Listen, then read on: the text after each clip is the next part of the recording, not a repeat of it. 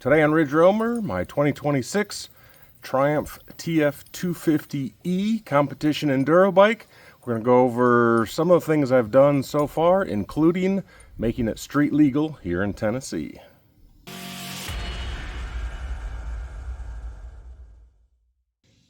So the TF250E is Triumph's competition enduro bike, basically modifying the motocross bike to make it more set up for enduro racing.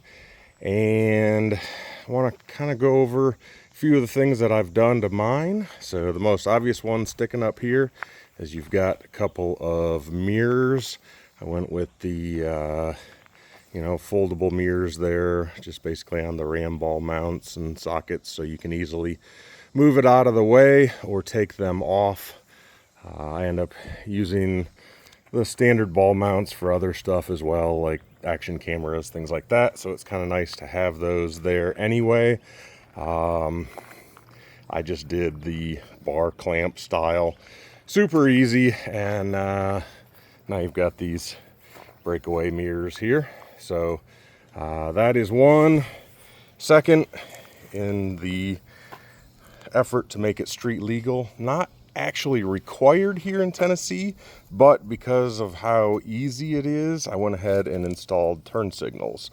So I just got these short floppy turn signals, so that if there's any issues, with the bike going down or getting hit, we're not going to have any problems. The mount for the front turn signals comes from Triumph there. The wiring for the turn signals is just inside of here, so literally all you have to do is plug in or wire in a couple, 2 wires for the front, and then 2 wires in the back as well. You already get a headlight standard.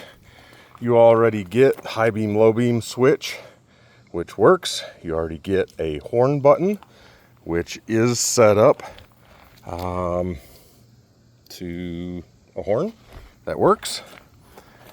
You get the turn signal switch already, even though there was no turn signals set up there. So I also did turn signals in the rear, and there was no mount. I'm going to go ahead and kind of give you a few pictures here of what I did to install these.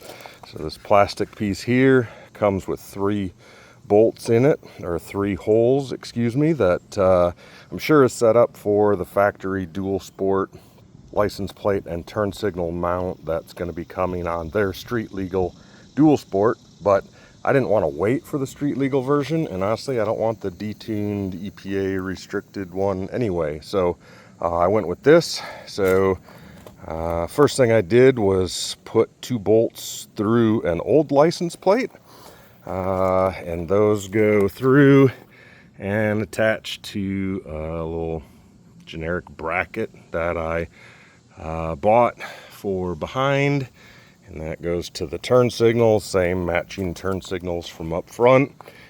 The wiring for these turn signals is up inside of that plastic piece there where the grab handle is for the rear, and you just have to take this whole piece off here, the whole everything including back to the tail light, and once you drop that down you'll find all the wiring in there, and you can just splice into that or plug into that if you've got the right plugs and run back to your turn signals.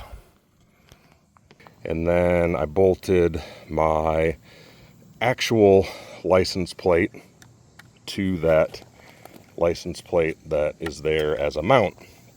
So pretty easy. No, I don't have a dedicated light for the license plate at this point. It'd be pretty easy to add one, but honestly I think half my bikes don't have lights over the license plates.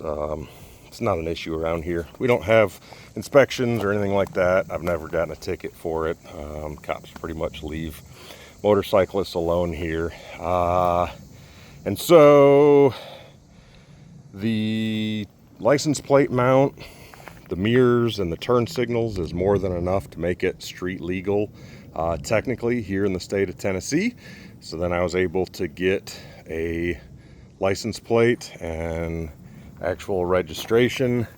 Now these Enduro medium 2 tires do come with a DOT rating, so nothing required to change tires or anything like that for street use. Now, if your state does inspections or they care about emissions and EPA stuff, you may not be able to get yours street legal, but here in Tennessee, not a big deal at all. So the bike came with the factory skid plate, but I did do the extension here to cover the linkage. So as I'm sliding over obstacles, I'm not going to have any problems. Then the only other couple things that I did was had a Kriega bag that I mounted here on the rear fender, just big enough for registration, water bottle, pair of sunglasses, wallet, that type of stuff. And then I also mounted a little handlebar bag up here in place of the factory handlebar pad. So that is really it. That's all I've done other than some riding, and I've been thrilled with the bike. So other things coming down the line, I do have a set of Supermoto wheels and tires. So now that we're fully street legal and everything's good to go on that front, I do want to be able to switch back and forth between the 18-21 wheel and tire combo and a set of 17-inch with sport bike tires. So it'd be fun to have this in Supermoto configuration or trail configuration. So that's all I've got for you today. Hopefully found it somewhat interesting. I do like that Triumph does not brand the titles for these as off-road use only. Makes things a lot easier. So if your state doesn't throw a big fit about enduro bikes getting made street legal, then makes it just that much easier. Hope you all have a wonderful day. Ride safe, roam more.